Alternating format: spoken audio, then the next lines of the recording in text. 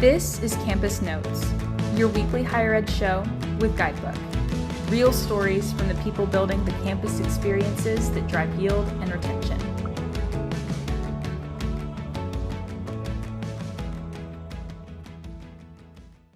Okay, hi everyone, and welcome to another week and our second episode of Campus Notes. And we're really excited to have another guest joiner. Welcome, and thank you for coming in early on in this new show that we're creating. How are you doing today? Good. I'm doing well. Thank you for having me. Excited to be, like you said, in the early stages and see where this develops. Y'all have been great partners, so excited to kind of have a conversation. Perfect. And you've been at the Warrington College of Business at the University of Florida for kind of how long now? It's been 2.5 years in my current position within Warrington. I had worked at different areas within the institution, but specifically here in the Warrington College of Business, 2.5 years.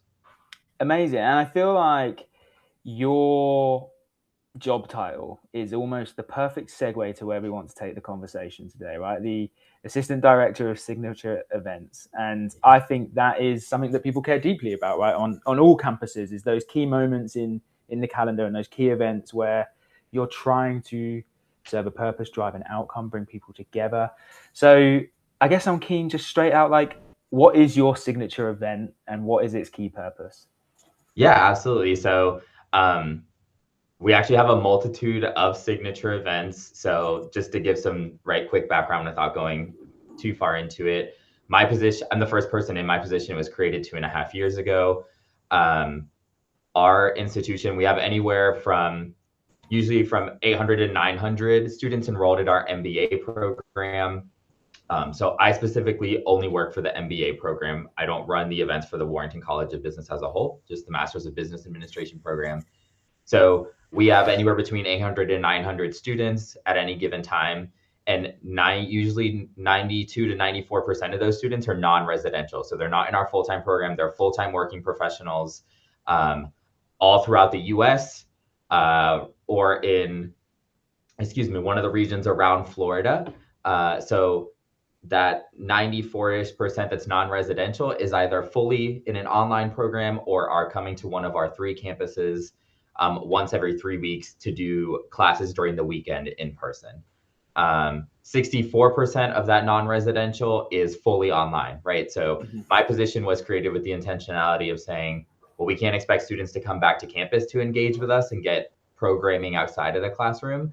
So what events, programs, initiatives can be created that kind of go out into market, go all over the US, go to where we have heavy concentrations of our students and create those opportunities. So that's what my area does. We've created a few different models where we travel throughout the US and offer immersive opportunities for students. We do some on-campus weekend experiences as well for students, but the initial intent of our area was to create that like on-the-road programming. Everything I will do, just to put a caveat right for those who have an education background, everything that I may discuss in today's program or that my area oversees is non-credit bearing and is not required. So it is all co-curricular.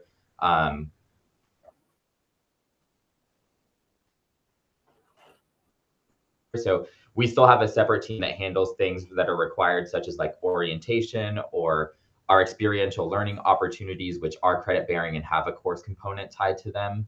But just wanted to give that caveat that my area was created with that intent and is non-credit bearing and completely optional for students. Do you see that has an impact on engagement or attendance, that the fact that it's non-credit bearing, or do you see that it hasn't really had an impact at all? Yeah, I think it really depends on our student and the student's perspective. For some students, it's great, right? Because for them, because it's not credit bearing, they don't have a course that leads up to it and they don't have assignments after our experiences. They know what they're coming in the door to get. They have their, let's say one of our big programs is our MBA summits. They're a weekend immersive experience, right? They know that they're showing up Thursday night, going into a networking mixer, and they're going to have a jam-packed schedule all day Friday and a half day Saturday, and then they're hopping on a plane going back right to wherever they call home and jumping right back into work or into their assignments. And so for some people, that's a motivator to participate in our programs. And then for other people who might be pursuing the MBA program, as we like to say sometimes, right, some students, it's a check mark. They are here to, right, get the degrees, stay in classes and kind of put their head down. The like networking and the things outside of the classroom aren't necessarily why they signed up for the program. For those people, I think the non-credit bearing opportunity, right, doesn't appeal as much to them because there's, right, it's not adding to the things that are required. So I think it really depends on the student's journey, but it has not been a barrier to success whatsoever. All of our events like sell out. We usually have wait lists for them. So I will give the caveat, right? Especially with these like weekend immersions, they are smaller. So they range anywhere from 25 to 35 students just based on our capacity. We want students to build intentional connections. And then if we're talking specifically about the MBA summits I spoke about, we're visiting a major industry partner's headquarters. And so they have limited space, right? And what they can allow through security and control in that. And so that's kind of also helped put the cap on what these experiences look like. Yeah. Okay. No, that makes perfect sense. And when was the last time you ran one of these events or ran one of your kind of key events? Yeah. So I'll use our MBA summits, for example. That was the most recent one. So we did one in April in Chicago. So mid-April, the theme for that one was technology transformation. So lots of AI integrations, and our partners that we visited was Ernst & Young, the consulting company. They're really heavy in AI integrations with their clients right now. So we visited their headquarters, and then the students outside of that had some skill development sessions and practice. So we had a AI fireside chat with leaders from 5 different companies, providing information to our students, right? What AI integrations currently look like at their company, how it's impacting operations, personnel, and what they think the future would look like. And then we did another session that was a AI prompt engineering workshop with an expert in that field. So we try to combine, right, industry immersion and exposure, some skill development, practice, networking. So they are jam-packed weekends if we're talking specifically about our MBA summits. So that's an example of the most recent one we did.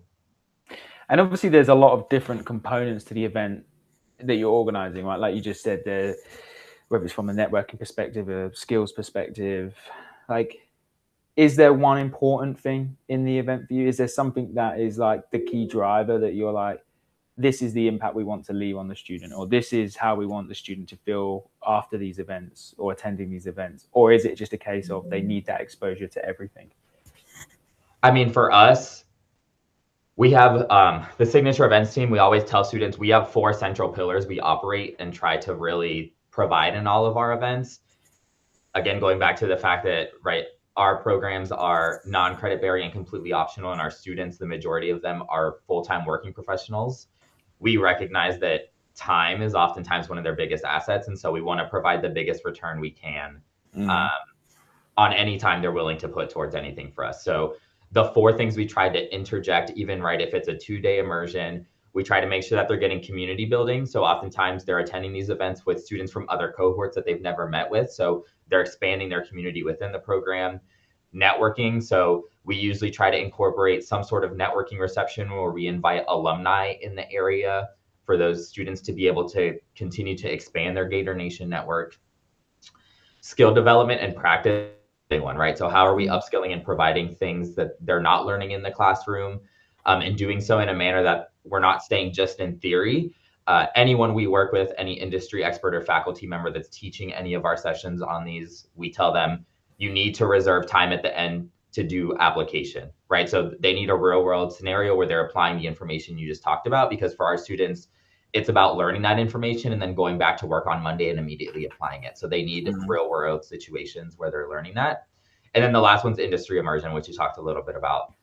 So we really want to get our students exposed to industry. For some students, right, they may be visiting the company because it's the dream company they've wanted to work for and they're already in that industry. But for some other students, they may be getting their MBA and looking for a pivot.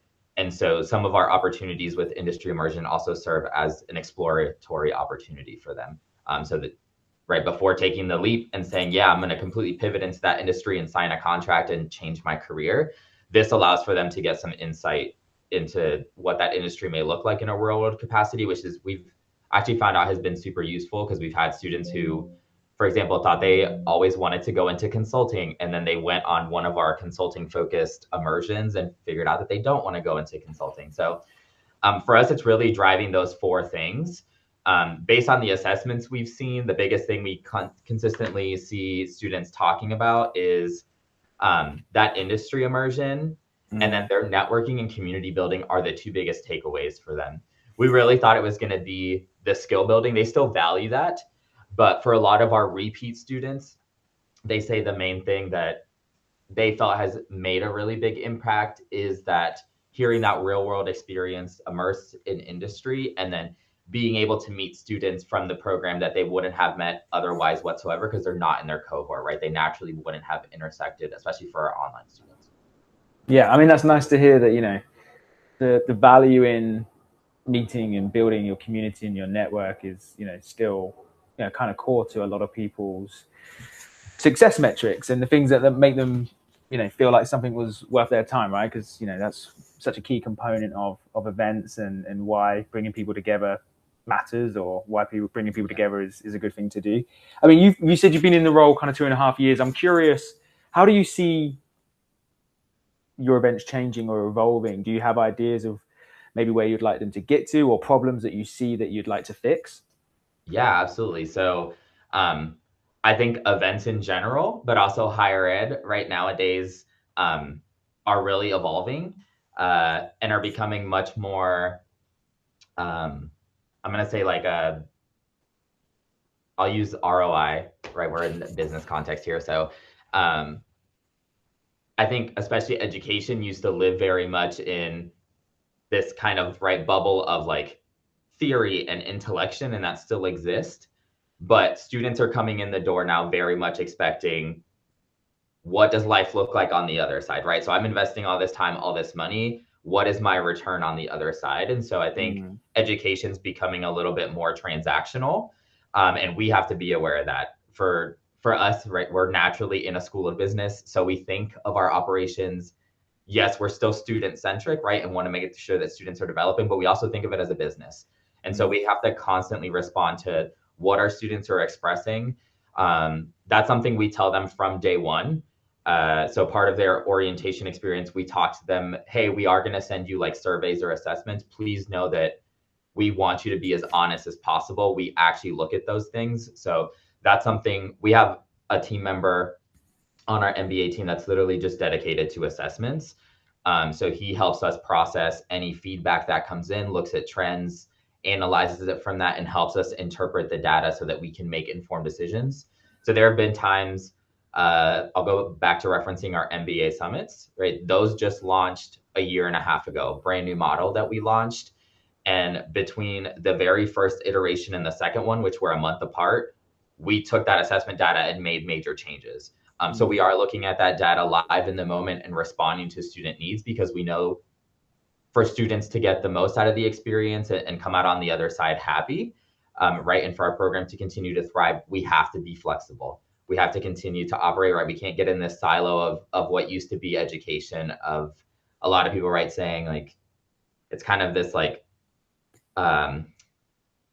silo, right? Or this protected like world of theory and tradition. Yes, tradition is still there, and education is still approached with respect, but we need to ebb and flow and be able to adapt things and make them a little bit more approachable, rather than staying in the language of like, right, constant research or higher ed or textbooks. We need to be able for students to have a real world conversation with a real world professional and be able to apply the concepts immediately for them to stick, because they're looking for that immediate return. Yeah, no, that's great insight. And yeah, I know we're sort of coming to the end here. I just kind of, one question for you before we wrap up is, why do you love events? Yeah, so before I got into education, my whole background was in events. I grew up in the arts, and then worked for a long time in like entertainment and event development. So I used to create immersive worlds. The way I always say is, think of like putting Cirque du Soleil and a gala together, so creating immersive worlds. And for me, it really boils down to, whether it's education or events, is what is the feeling you can create in people, right? So whether that's a feeling of oh, I met a new friend and had enjoyment, or the feeling of I'm walking away a better professional and feel more empowered to go back to my job and make an impact. For me, that's why I do what I do, is being able to help others create an emotion or create a memory or create some sort of impact and feeling, right, that they can leave with. So whether that's a memory, right, or like we talked about, feeling empowered to take the next step in their journey that they were nervous to take because now they feel like they have the skill set. For me, that's really the driver, is impact. I always say I never want to be in a position anywhere in my career where I'm not making an impact, because for me, I need that purpose. That's what really drives me. I love that. Well, yeah, that's a great place to end. I appreciate you coming in and sharing your thoughts and sharing a little bit about your events. And thank you for being guest number 2. And just appreciate your time today. Yeah, of course. Thank you, Nathan.